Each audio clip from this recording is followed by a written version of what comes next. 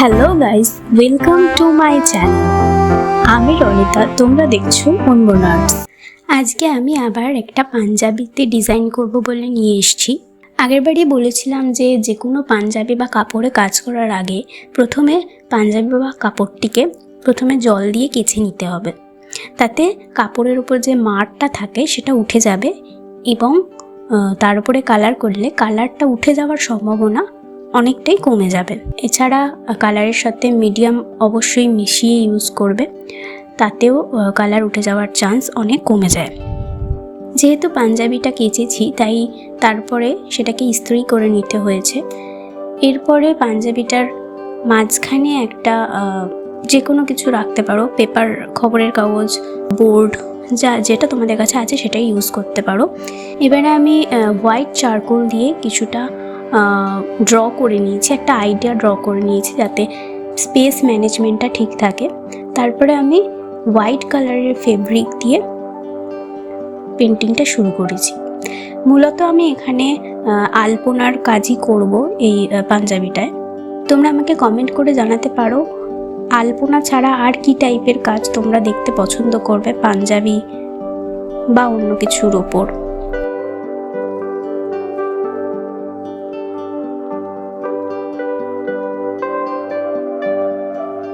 চলো আমি পেন্টিং করতে থাকি পাঞ্জাবির ওপর, তোমরা ভিডিওটা এনজয় করতে থাকো।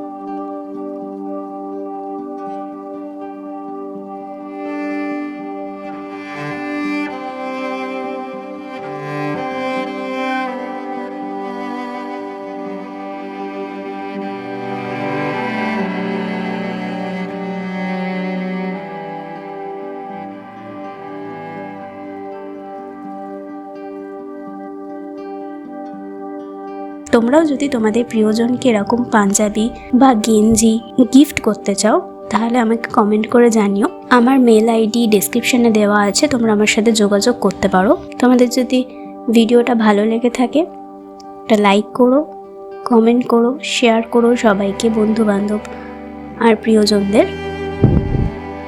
চলো আজকের ভিডিও এটুকুই, দেখা হচ্ছে পরের ভিডিওতে।